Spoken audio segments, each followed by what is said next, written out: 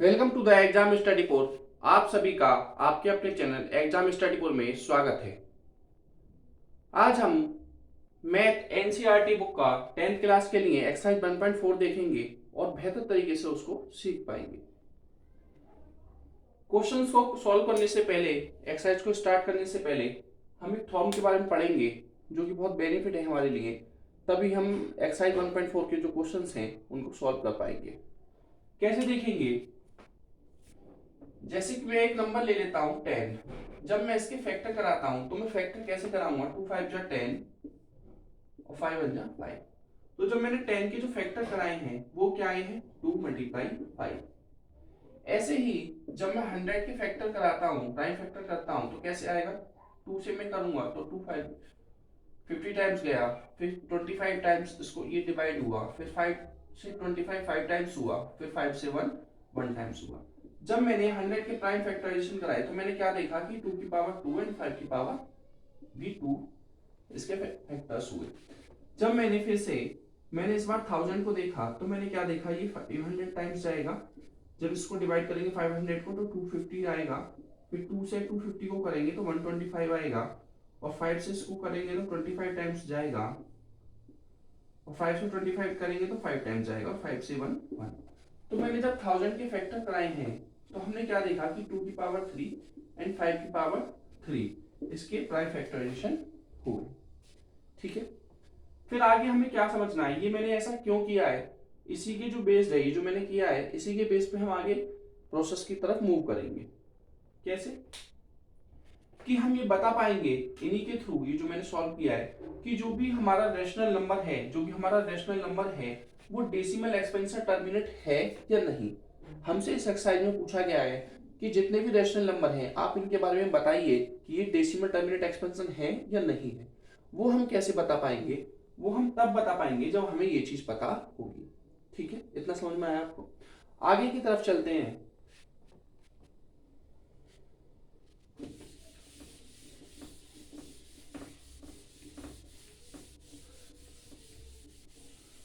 अभी आपने क्या देखा कि जो मैंने 10 के फैक्टर कराए थे उसमें क्या आया था? 2 मल्टीप्लाई 5। जब 100 के फैक्टर्स कराए थे तो क्या आया था? 2 2 की पावर 2 5 की पावर 2।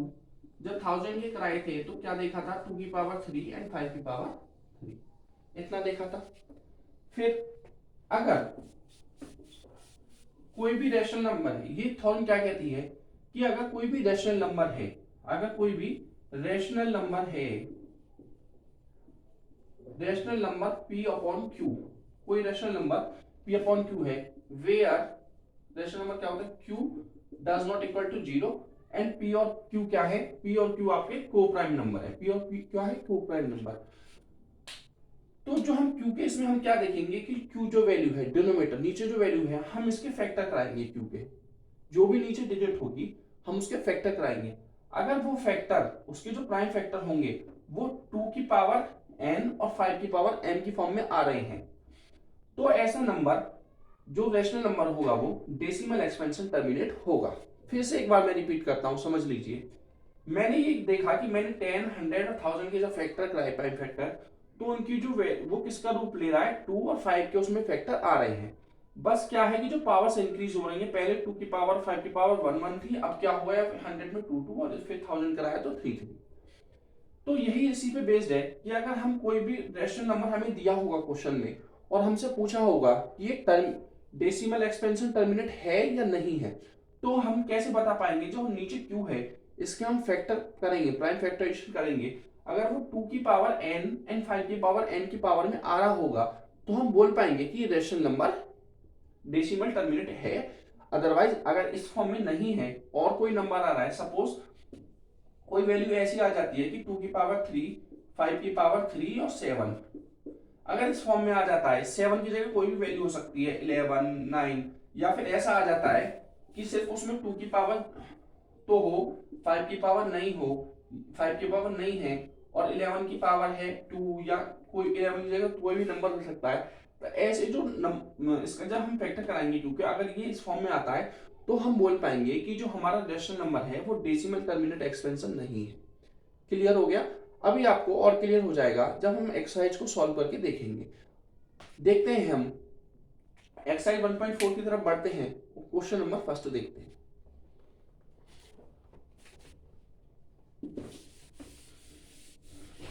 इसको मैं इरेज कर देता हूं, ठीक है।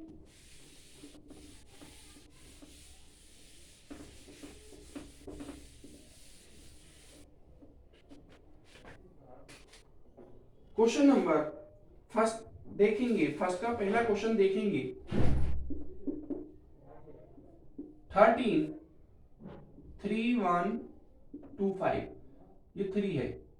तो हमने क्या देखा कि ये P अपॉन Q की फॉर्म में है, इसको कंपेयर करेंगे P अपॉन Q से, जिसमें P 13 है और Q कितना है 3125। मैंने बोला था rational number P upon Q form में होंगे जहां पे जो Q है वो जीरो नहीं होना चाहिए, तो Q जीरो नहीं है, नीचे वाली जीरो नहीं है डिजिट।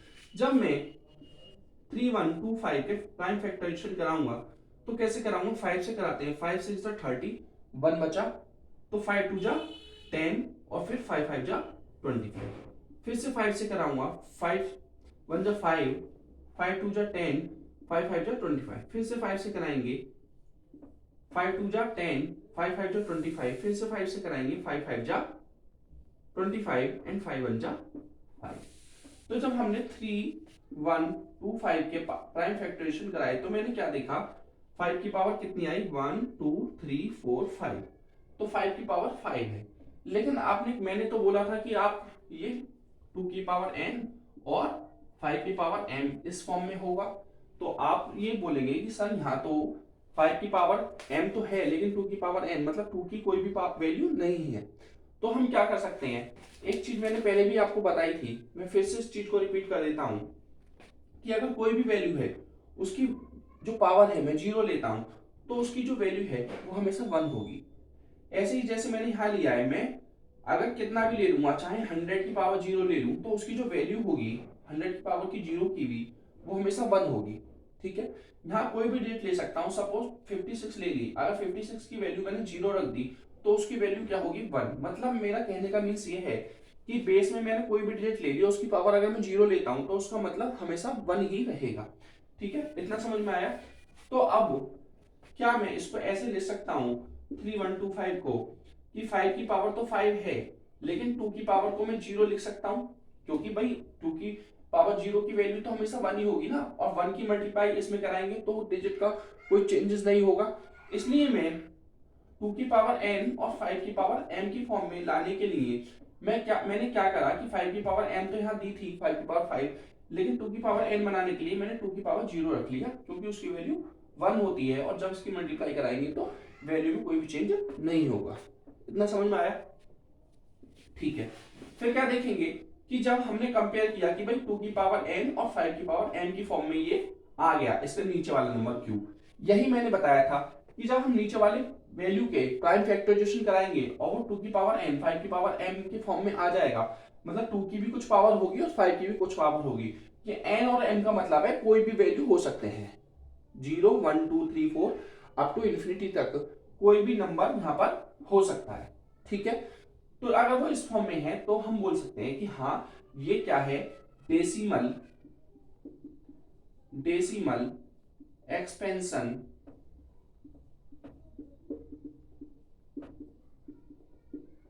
टर्मिनेट नंबर है। ये नंबर जो है, ये जो रैशनल नंबर है, इसको हम बोल सकते हैं कि डेसिमल एक्सपेंशन टर्मिनेट एक रैशनल नंबर है। इसी के प्रोसेस को आगे बढ़ाते हुए हम आगे का सेकंड क्वेश्चन मैं समझाता हूं आपको। सेकंड क्वेश्चन को देखेंगे।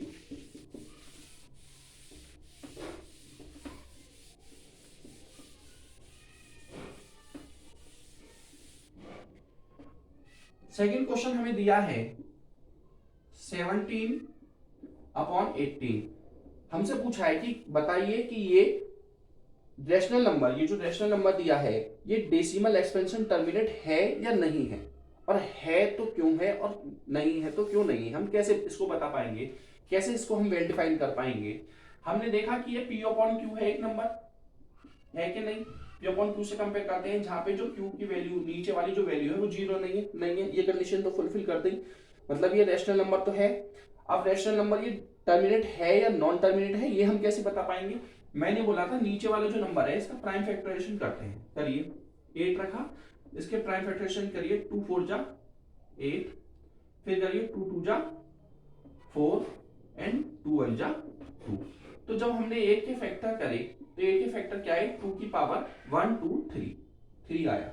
फिर से जैसे हमने पहले वाले क्वेश्चन में देखा था, पहले वाले क्वेश्चन में हमने ये देखा था कि 5 की पावर n तो थी, लेकिन 2 की पावर यहाँ कुछ भी नहीं थी। तो मैंने 2 की पावर को क्या रख लिया था, 0। क्यों रख लिया था, क्योंकि किसी की पावर हम 0 लेते हैं तो उसकी जो वैल्यू आती है 1 होती है, और 1 रखने पे अगर मैं इसमें 1 की मल्टीप्लाई करा दूं तो कोई भी चेंज नहीं होगा, क्योंकि 1 की हम जिस नंबर में मल्टीप्लाई कराते हैं उतना ही नंबर आता है। चाहे 1 की हम 100 में कराते हैं तो 100 आएगा, 1000 में कराते हैं तो 1000 आएगा, 3 में कराते हैं तो 3 आएगा। ठीक है, इतना समझ में आया। तो आपने जब 2 की पावर इसको 2 की पावर m और 5 की पावर n इनसे कंपेयर किया, जहां पे m और n की वैल्यू 0 1 2 3 4 कुछ भी हो सकती है, तो आपने देखा कि 5 का टर्म यहाँ पर नहीं है, तो 5 का टर्म में क्या मान लूं, 5 की पावर 0 मान लेता हूं। ठीक है, अब ये इस फॉर्म में बन गया क्या, 2 की पावर n और 5 की पावर m की फॉर्म में बन गया नहीं बन गया। तो हम ये कह सकते हैं कि हाँ ये इस फॉर्म में है, इसका जो नीचे वाले जब प्राइम फैक्टराइजेशन करें नीचे वाली वैल्यू के, तो वो 2 की पावर m 5 की पावर n की फॉर्म में हो सकता है। तो हम कह सकते हैं कि हाँ ये एक क्या है, डेसिमल टर्मिनेट एक्सपेंशन है। मैं एक चीज और आपको क्लियर कर दूं कि जैसे मैंने 2 की पावर n और 5 की पावर n है, इससे आप कंफ्यूज नहीं होंगे। यहाँ पे 2 की पावर m भी ले सकते हैं, n भी ले सकते हैं, n भी ले सकते हैं, कोई भी, मतलब कहने का मीन्स ये है कि ये n और m तो हमारे कोई भी एक नंबर है। ठीक है, हमें n और m से कोई मतलब नहीं है, उसकी जगह हम a भी रख सकते हैं, इसकी जगह हम 5 की जगह b भी रख सकते हैं। ठीक है, n और m से मतलब नहीं है, हम कुछ भी ले सकते हैं।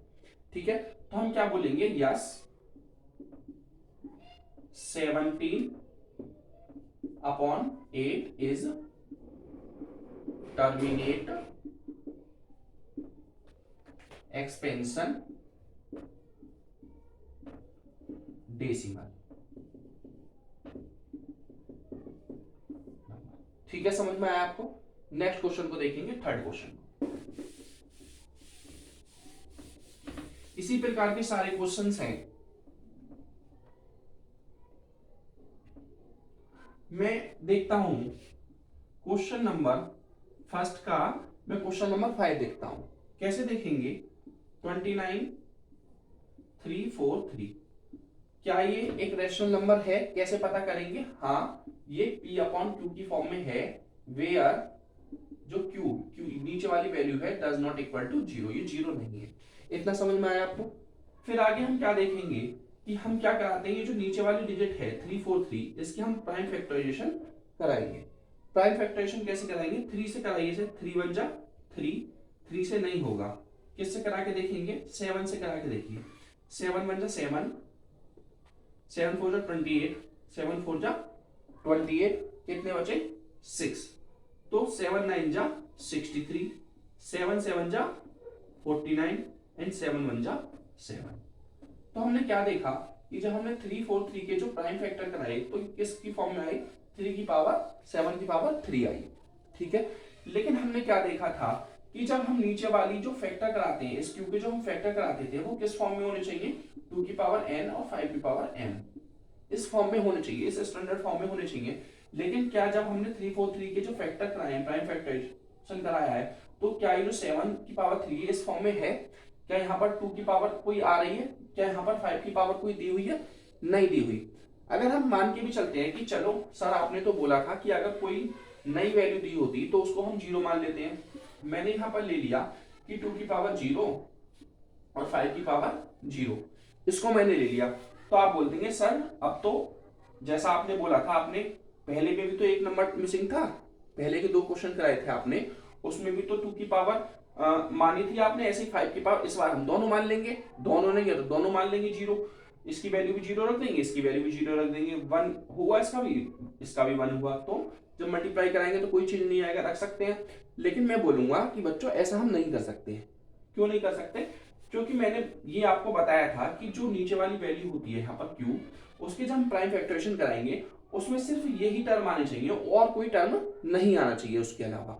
2 की पावर m और 5 की पावर n, मतलब 2 की पावर कुछ होगी और 5 की पावर भी कुछ होगी, इसके अलावा कोई भी वैल्यू अगर आएगी एक्स्ट्रा में, जैसे यहाँ पर 7 आ रहा है, तो हम उसको एक्सेप्ट नहीं करेंगे, ऐसा नंबर हमारा टर्मिनेट डेसिमल एक्सपेंशन नहीं होगा। ये किस कैटेगरी में जाएगा? ये नॉन टर्मिनेट कैटेगरी में जाएगा ऐसे नंबर। तो हटा दीजिए इसको यहां से। अब ये इस फॉर्म में आया तो मैंने पूछा क्या ये इसकी फॉर्म में है, स्टैंडर्ड फॉर्म में है? तो आपने देखकर बोला सर नहीं, अगर हम 2 की पावर 0, 5 की पावर 0 भी यहाँ पे रख लेते हैं तो उसके बाद भी वैल्यू जो है एक्स्ट्रा है, जो कि स्टैंडर्ड फॉर्म के कंपैरिजन करने पर नहीं बन रही, तो हम बोलेंगे कि ऐसे नंबर नॉन टर्मिनेटिंग नंबर है। हम बोलेंगे 29343 is not decimal terminate expansion number. ठीक है स्टूडेंट, एक और क्वेश्चन हम इस प्रकार का देखते हैं। हम देखेंगे question number 6।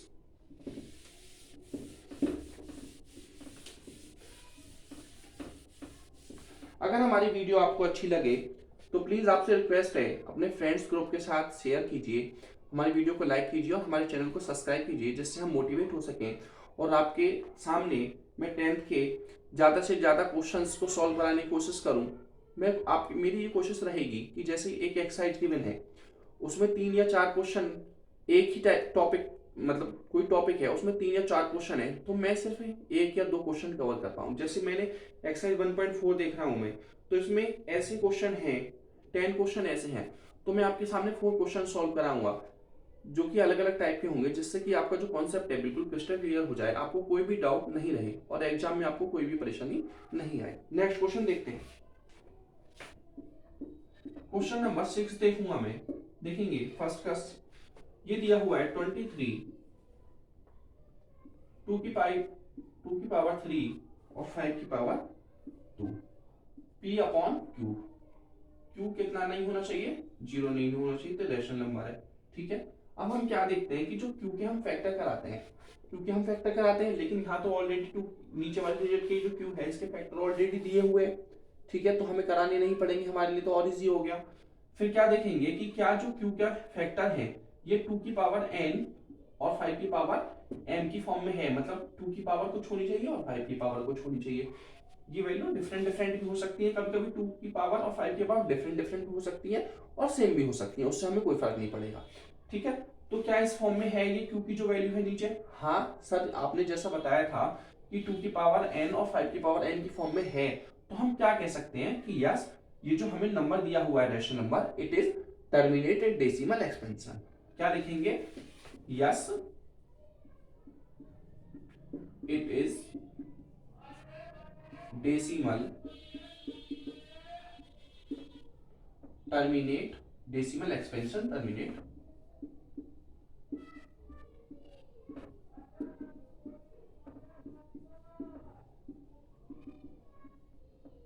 Number.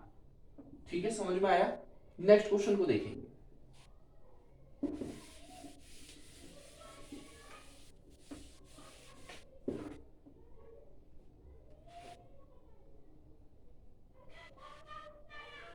Next question, मैं 10th क्वेश्चन देखता हूं एक बार।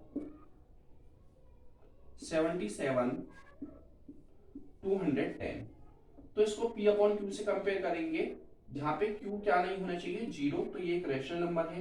फिर नीचे वाला जो नंबर होता है उसके मैं क्या कराता हूँ? फैक्टर कराता हूँ। अगर फैक्टर दिए हैं तो ठीक है, अदरवाइज हमें फैक्टर कराने पड़ते हैं और फिर चेक करेंगे।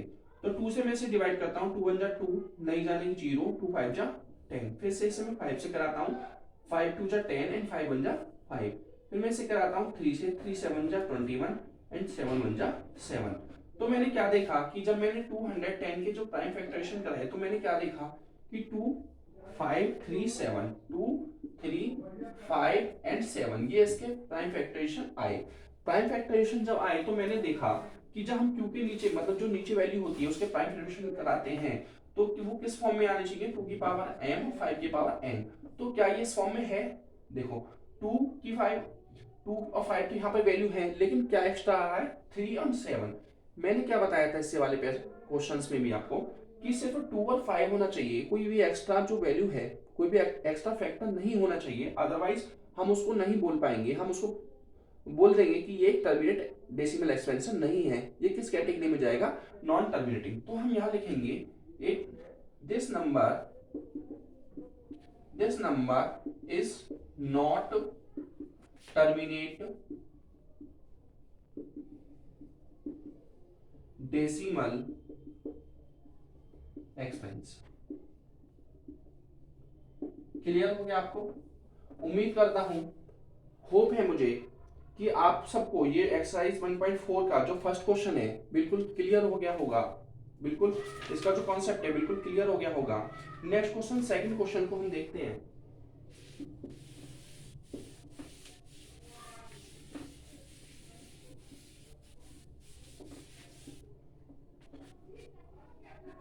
सेकंड क्वेश्चन को देखेंगे तो क्या दिया हुआ है एनसीईआरटी की बुक में 10th क्लास की एक्सरसाइज 1.4 के सेकंड क्वेश्चन को जब हम देखेंगे तो हम देख पाएंगे कि write down the decimal expansion of those rational number question 1 ever which terminate decimal expansion.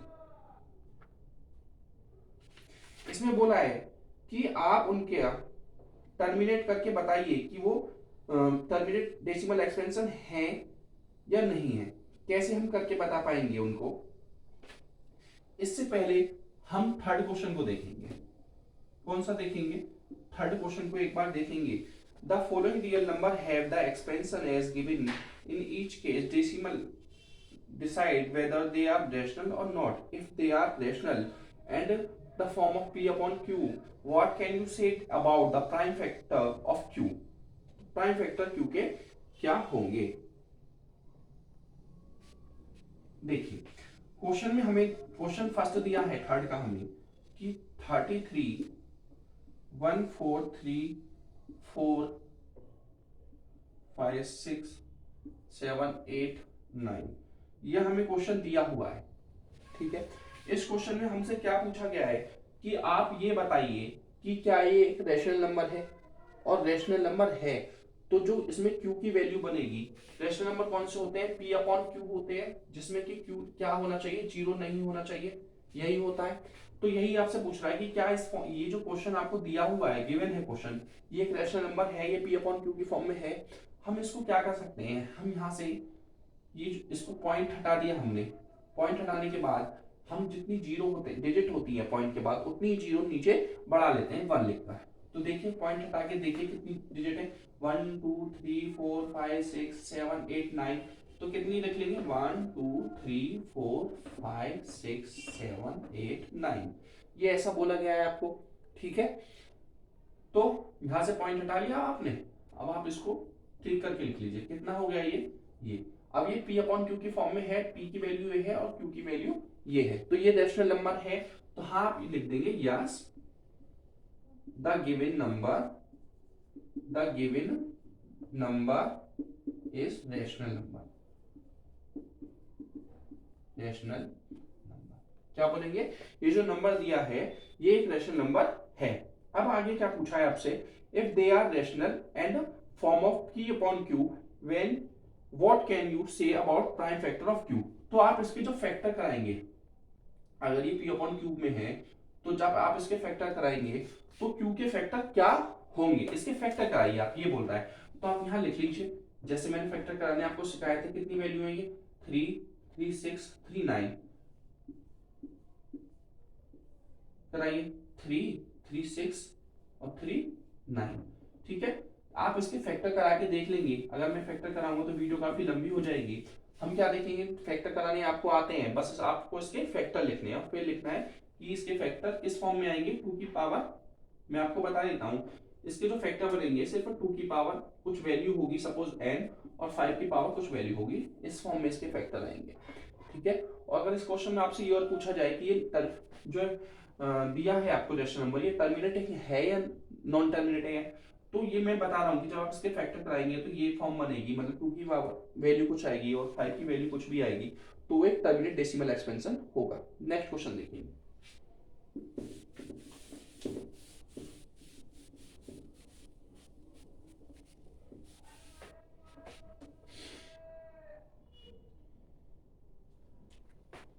देखिए सेकंड क्वेश्चन देखेंगे हम, 0 1 2 0 1 2 0 0 12000000 120000 up to dash dash dash dash dash dash, ये चलता चला जाएगा। अब आप ये बताइए टर्मिनेटिंग, ये सॉरी रेशनल नंबर है या नहीं है। तो रेशनल नंबर के मैंने क्या बताया था,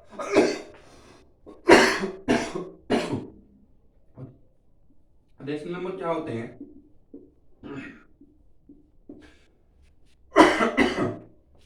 ऐसे नंबर जो p अपॉन क्यू की फॉर्म में होते हैं, जिसमें q की value does not equal to zero, zero नहीं होनी चाहिए, ऐसे नंबर क्या होते हैं, रेशनल नंबर होते हैं। अब रेशनल नंबर का तो आपको पता चल गया। एक और चीज मैं बता दूं कि जब हम रेशनल नंबर देखते हैं, तो रेशनल नंबर में दो टाइप के होते हैं।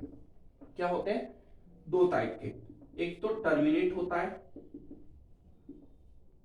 ठीक है, एक होता है नॉन टर्मिनेट।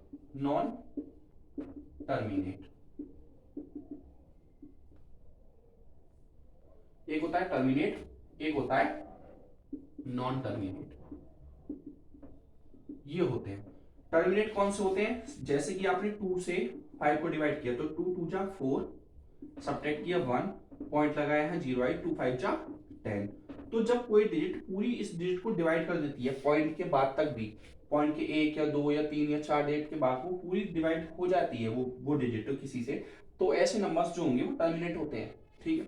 नॉन टर्मिनेट के बाद, जैसे सपोज मैं यहाँ लिख दूं 3.3, जैसे मैंने इसको डिवाइड किया 3 से 10 को डिवाइड किया, तो 3 3 जा 9, जब सब्ट्रैक्ट करेंगे तो 1 आएगा, पॉइंट लगा के यहाँ 0, फिर क्या लिखेंगे 3 3 जा 9, फिर सब्ट्रैक्ट करेंगे 1 आएगा, फिर यहाँ 0 लिख लेंगे, 3 3 जा 9, फिर यहाँ लिख लेंगे 1, फिर लिखेंगे 0, 3 3 जा 9।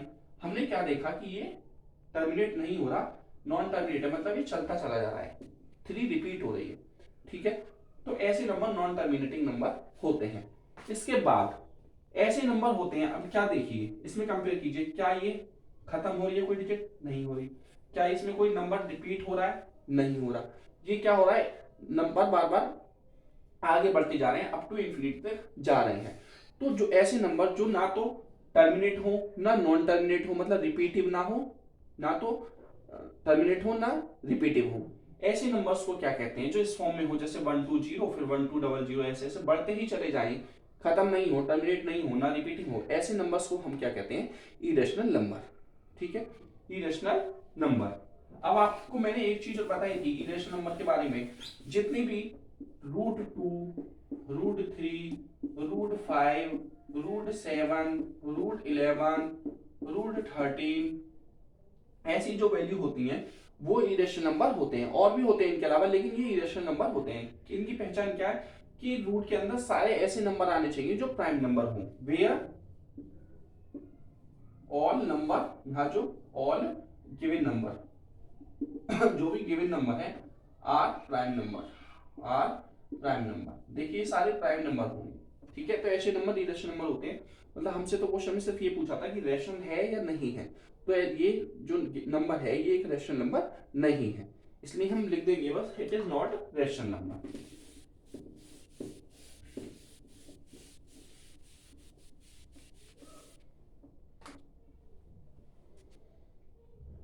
ठीक है, नेक्स्ट क्वेश्चन, नेक्स्ट अभी हम इसको यही फिनिश करते हैं। एक्सरसाइज 1.4 हमने देख ली। नेक्स्ट जो वीडियो होगी वो हमारी वीडियो पॉलिनोमियल के ऊपर होगी। पॉलिनोमियल का मैं थोड़ा सा आपको कॉन्सेप्ट बता दूं। पॉलिनोमियल्स क्या होते हैं, पॉलिनोमियल्स ऐसे होते हैं जिनमें कांस्टेंट वैल्यू होती है।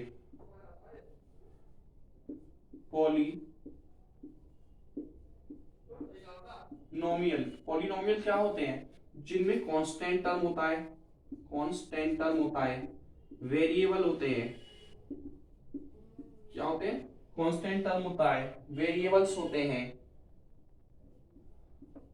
एलजेब्रिक एक्सप्रेशन होता है,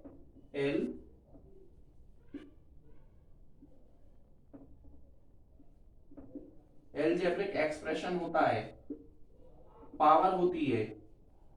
ऐसी जो ये टर्म्स जो होंगे, ये जो टर्म्स होंगे, ऐसे जो ये टर्म्स मिल जाएंगे आपस में, तो ये क्या बनाते हैं, पॉलिनोमियल। जैसे देख लेते हैं कि सपोज यहाँ पर 2 दिया हुआ है, x दिया हुआ है, 5 दिया हुआ है, तो इसको मैं बोलूंगा ये पॉलिनोमियल है, पॉलिनोमियल में इसको बोलूंगा।